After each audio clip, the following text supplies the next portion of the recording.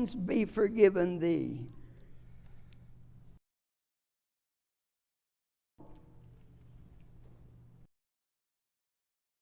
Heals the sick.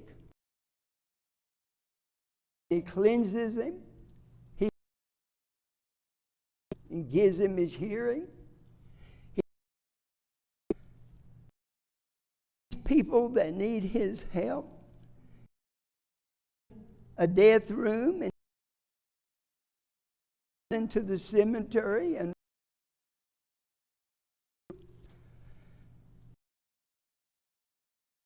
for those who need, moved with compassion, enduring name. He was out and has compassion for the sin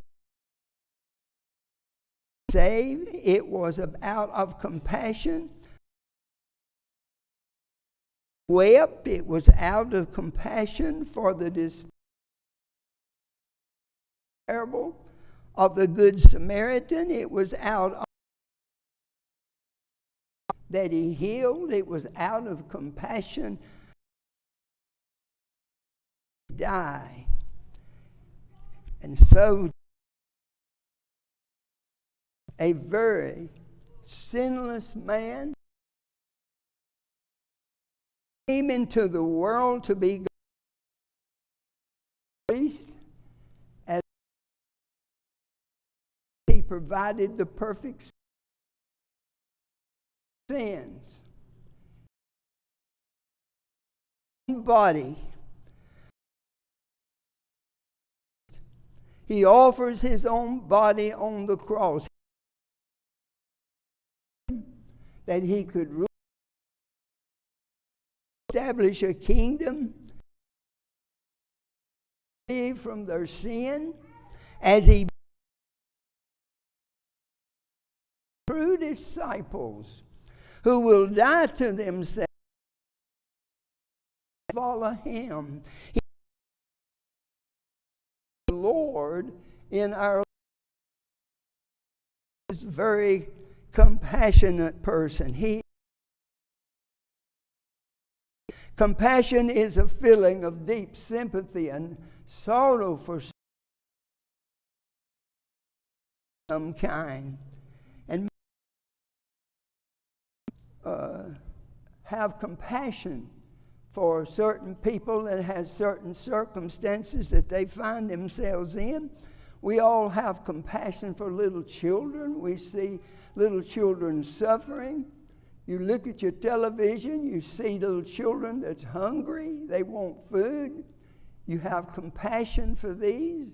You see that big hospital boat out there on the water, and the doctors and nurses are ministering to children that have deformities in some way. Your heart goes out to those little children.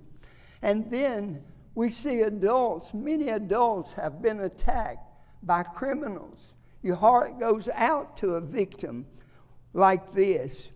When it comes to someone who is suffering because of their own choices, then we may not have as much sympathy for them, but that's what's so amazing about Jesus.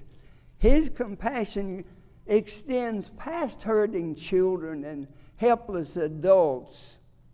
In fact, the compassion of Jesus extends to people who are cruel. It extends to people who are hard-hearted and rebellious. People who are not living for him. And God doesn't portion out his love in little dabs to us. He does not give just a cupful of compassion. He is overflowing with compassion. When you see all the things he's doing for us as sinners, we need that kind of compassion.